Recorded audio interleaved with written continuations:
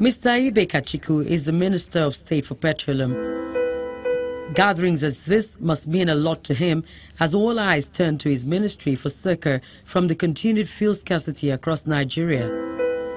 Kachiku insists looking for innovative trends to develop Africa's oil and gas industry needs new technologies to make local content work better in Africa.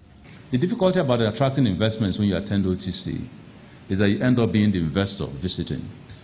Everybody attends and everybody tells you what you can do. And there was a need for them to come here and visit us and see what potentials lie in this country for investment, and not just in this country but in Africa. If you cannot produce cheap cost oil, if you cannot diversify the processing of your oil, if you cannot look to, quite frankly, internalizing and externalizing the investments in this sector, so your people are as important as your foreign investors, if you cannot capture the requisite technology skills that are essential to help you operate efficiently, you are lost before you start. In another 10 to 15 years, export of crude oil as we know it will be a shameful harbinger for any country that is doing it. And if you look at the movement in the Gulf, if you look at even the United States that had exited, quite frankly, production of oil, everybody is coming at it from a different angle. Shale in the US, diversification in the Gulf, and so much more is going on. And then clean energy focus is beginning to make almost irrelevant the vast reserves of crude oil that you have in ground, unless you can turn them into things that are clean. So the challenge for oil companies who are operating here and the challenge for Nigerians who are in this sector has changed. So there is a lot of challenge in this, and I thought that the OTC equivalent here will begin that process of re-engaging. I expect that future OTCs will have, quite frankly, a research room which will show us the latest technologies. Last week I was at Egina, in Lagos to open up to Taos Egina FPSO. And I was, quite frankly, amazed by the sheer exploratory grounds that that project has set. For the first time, close to 30–40% of an FPSO was put together in Nigeria, exported to go tie-in, and here the FPSO is lying in Lagos, accepting tie-in. And so when I hear the executive secretary of NCDMB say that we must have add-on and additive effects for future projects, I can well understand that. The minister also says multinational oil companies operating in Nigeria might be compelled by the federal government to build refinery facilities in Nigeria to ensure the country fully maximizes its hydrocarbon resources and moves away from just exporting crude oil. We've addressed refineries. It may not be very obvious, but for the first time, we're creating a model where private investment is going into our dilapidated refineries. Some of those will be announced over the next one month. And we're still targeting to be able to get these refineries up and running from the about 14% utilization capacity today to about 90 to 95% over the next 18 to 20 months. If we do that, hopefully we'll begin to move very drastically to self-sufficiency in production of refined petroleum products. We see queues, and I must thank NNPC most substantially because on Tuesday or Wednesday last week, I gave them a marching order that whatever it took, I didn't want my visitors coming into Abuja to see queues.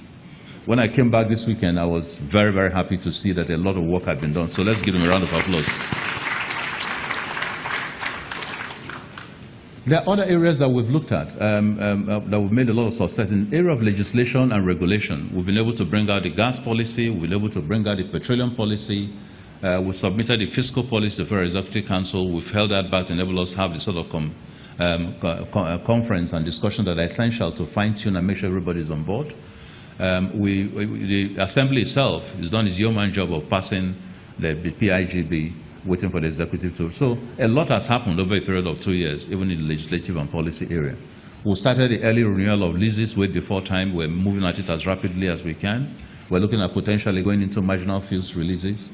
So everything that needs to be tackled here has been. But one of the biggest things that we have done is open up this sector so that people can see it. Today, NNPC publishes its reports. The Petroleum Ministry is as active in the web as any other ministry. And more important, some of the fundamental changes that have happened in NNPC have changed the scope from just being a parastatal of size to a parastatal of efficiency. So people are focused on core businesses. People are focused on being able to compete. Those models will continue to get worked, and I thank Dr. Makanti Barrow for continuing that whole philosophy. But we're going to continue to work. It's a long road to freedom. But that road, we're going to take the first innovative steps that will enable us to free up this sector and make it productive. According to the minister, Nigeria's average in-country refining capacity is 14% and would need to be upgraded to meet the demand of our rising population.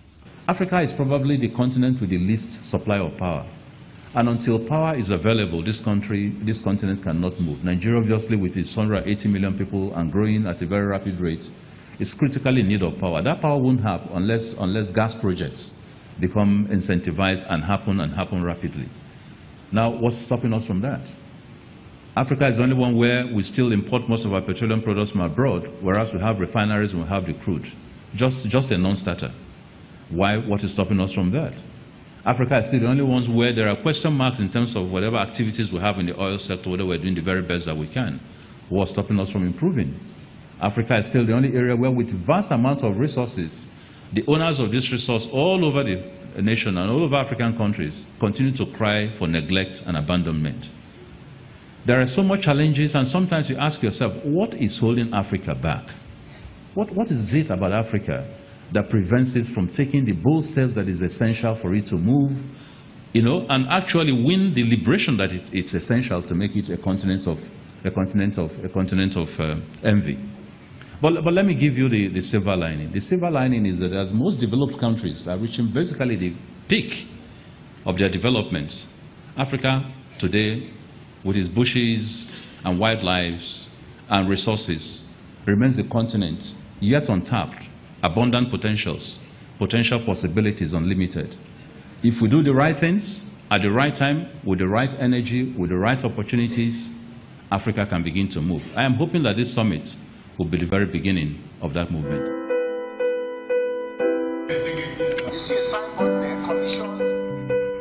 The Vice President of Nigeria, Professor Yemi Osinbajo, attends the last day of the 5-day summit.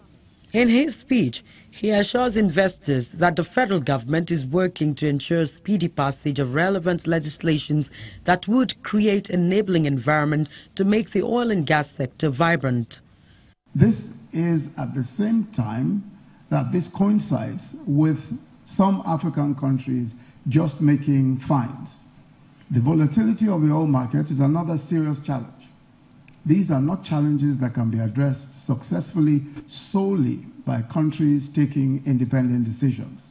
Collaboration, synergies, and knowledge sharing are critical. For us in Africa, we have to work hard to make the best of our God-given resources before it's too late. Together, we can surmount our hurdles faster than if we try to do so individually.